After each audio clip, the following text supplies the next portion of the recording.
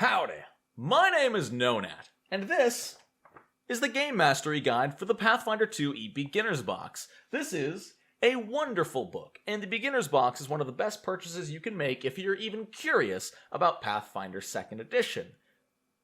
But today we're going to talk about a real big problem in it. Fair warning. There is going to be heavy spoilers for the adventure contained within the Pathfinder 2nd Edition Beginner's Box.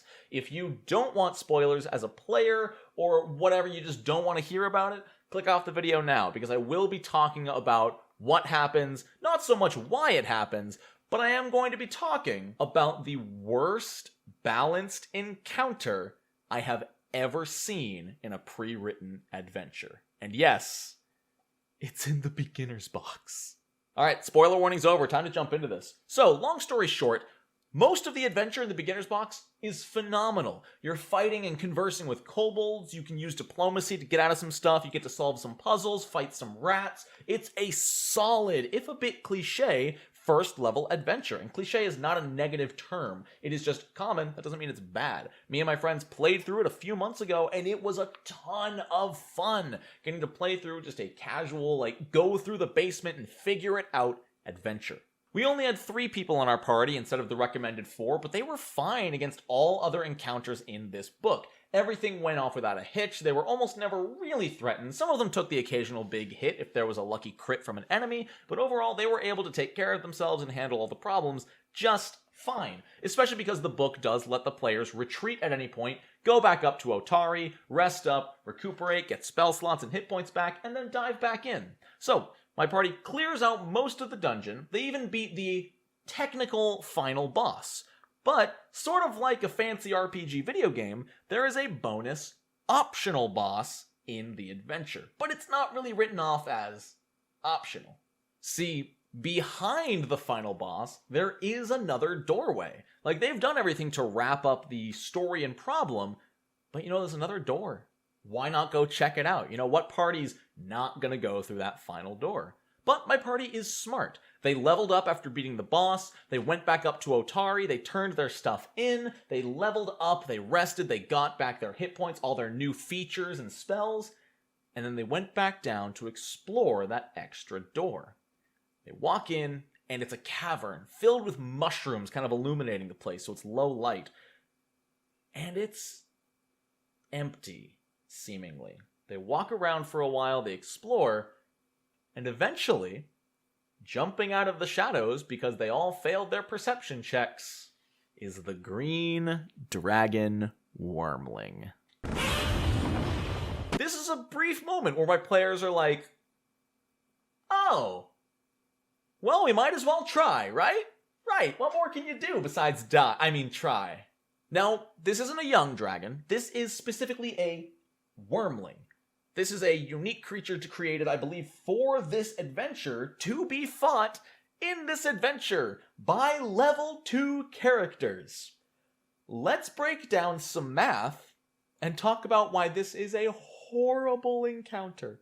So first off, there's not a lot special to this encounter. There are tall mushrooms that can be climbed on top of, and the dragon can fly on top of them, but for the most part, it's a flat arena with occasional, mushroom stalks to hide behind. Otherwise, there's not a whole lot to it. Let's start off with the creature. 60 hit points is a good bit. It's not impossible, especially a fighter gets a critical hit at level 1. They can do upwards of 20 to 30 if they roll well. Everyone else, a good spell with a critical hit can easily do up to 20 damage. So 3 or 4 good hits and this thing is down. Maybe 6 or 7 little chunks here and there. You hit with a normal hit with your sword, 1d6, 1d8 plus 4 from your key ability. You're gonna be doing probably 7 to 10 damage, which isn't bad. Hit this thing about 7 or 8 times on average and it's done. Maybe less if you get critical hits.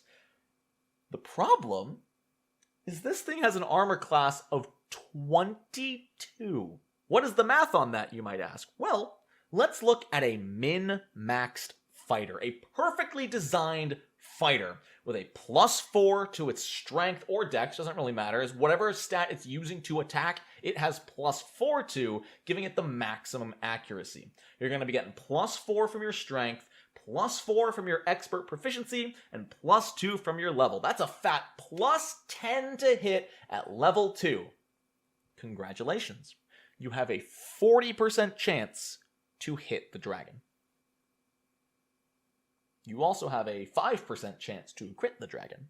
But this means that 6 rolls out of 10 are going to miss and do nothing, not to mention your future attacks are less accurate because of the multiple attack penalty. So if you miss your first swing, you're pretty much SOL. But okay, there's 4 of you. Chances are you might not have more than 1 fighter, and everyone else is 2 bonus behind the fighter. So they're all looking at a 30% chance to hit, and basically only hitting on a nat 20 after that.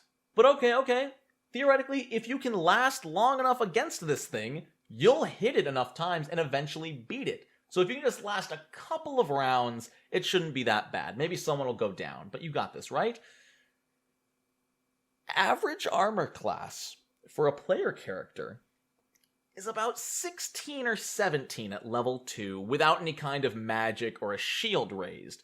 A champion with breastplate and +1 to dexterity at level 2 will have a 17 armor class. Rest your soul if you're the poor wizard with a +2 dex and explorer's clothing sitting at 14. What does this mean? Well, the dragon has a +14 to attack. That 14 AC wizard, there's only a 5% chance he doesn't get hit. And there is a 50% chance that wizard is getting critically hit. That 17 armor class champion, let's be nice and say 19 armor class champion with his shield raised, has a 75% chance of being hit and a 25% chance of being critically hit by this thing.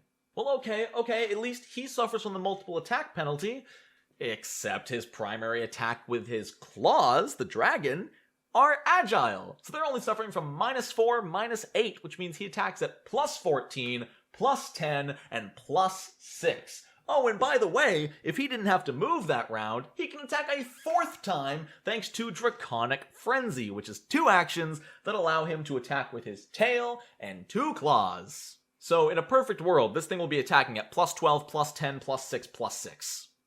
And your poor wizard only has 14 armor class. Well, okay, it might have a lot of chance to hit, but how much damage does it actually do?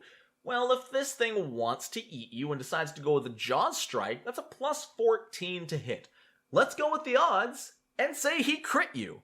If you get critically hit by his Jaws attack, you're only taking 4d8 +8 +2d4 poison damage. That's an average of 22 damage on a crit, 11 on a normal hit. How many hit points do you have at level 2? Well, okay, just keep your distance. You know, maybe you're a ranger, you're a wizard, you're able to keep that 30-foot distance. Just keep 30 feet away to use your short bow, use some of your cantrips on this thing. You'll whittle it down and make it move every turn, so it can't reach you if you're 30 feet away, right? They wouldn't give this baby wormling green dragon a devastating breath weapon, right? Right, Paizo? This breath weapon is a 30-foot cone, which means from point A to the middle of the cone is 30 feet, and that go wide. Not only that, the DC to resist this breath weapon is a DC 24 reflex save. You want to know the highest possible reflex save you can have at level 2? +10. That is if you are a monk or rogue or someone else who is expert in reflex with a maxed out dexterity for level 2 and your +2 from your level. Only +10. So if you are maxed out, you have a 40% chance to succeed, which is still half damage, which is going to hit you on average for 7 or 8 when halved. Everyone else, you are so out of luck if you don't have a good reflex save. Not only does this thing have a huge chance for you to fail against it, but there's a massive chance for you to crit fail against it, taking 10d6 poison damage.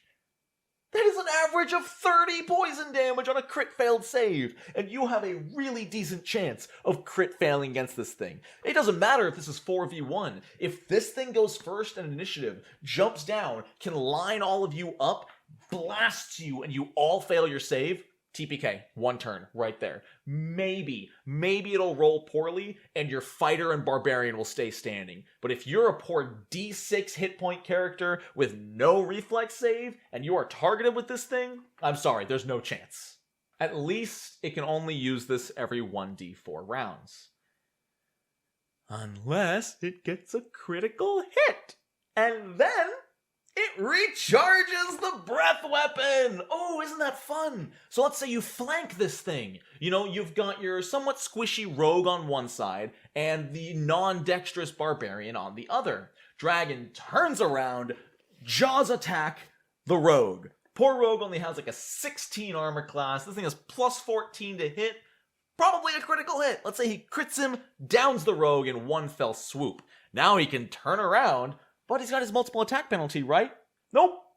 Breath weapon on the barbarian with very low dex. And let's say he fails. Barbarian's taking 5d6 poison damage. Probably also going down, if not horribly injured. And I have no funny way to add this in. It also has a 10-foot reach attack of opportunity on any move action. The good news is that it doesn't interrupt like spells.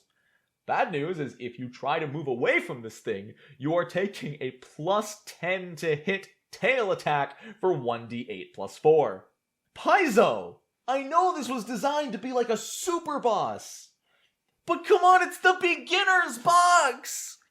Why did you put like a level 5 or 6 creature at the end of a level 1 dungeon? Like, they only hit level 2, like 2 rooms before this. And then you expect them to fight a green dragon? There's a plus 10 to stealth! This is such a bad encounter. Which is unfortunate, because this is such a great adventure. My idea is change this encounter a little bit. Here are some options you can use if you're a GM and you want to run this, and you don't want to completely get rid of that last encounter. There's a few ideas. I mean, the first one is get rid of the last encounter. Put something else in there. Maybe it's just the kobold's treasure hoard. You can be fine with that. Another way is maybe this thing is malnourished. Maybe the kobolds have not been taking good care of it. Its attacks are lower. Make it like Sickened 3 or Sickened 4, even if it's super malnourished and just kind of trying to defend itself. That also adds the possibility for the players to feed it food and befriend it, potentially. Unlikely, but they might still get a bonus on that because it's sickened. Alternatively, you can just put something else in there. Put some large lizard or Komodo dragon. I think there's some level 3 or 4 animals out there that would be great as kobold pets. There's tons of giant lizards in the bestiaries. Use those instead. The green dragon wormling, it's really cool, and it's a really good way to be like, oh, that's a dragon. That's such a cool way to experience. This is my first campaign. I get to fight a dragon. What do you mean I took 27 poison damage? So there you go. The worst balanced encounter in any pre-written adventure I've ever read. Again, this is not a bad book. Get the Pathfinder 2nd Edition Beginner's Box. Just please be careful of that encounter. Unless you have a vendetta against your friends, in which case, go hog wild! I want to give a huge thank you to my patrons for supporting me and everything I do. Without them, this would not be possible. I hope you all had a wonderful holiday season. The New Year's is upon us, which means that most of this stress is going away. And the seasonal depression stress is coming in. For real though, take care of yourselves. I hope you all have a wonderful New Year's season. Thank you so very much for watching. I hope you have a wonderful rest of your day. And until next time, no nat ones. Doesn't this new microphone sound amazing? Oh god.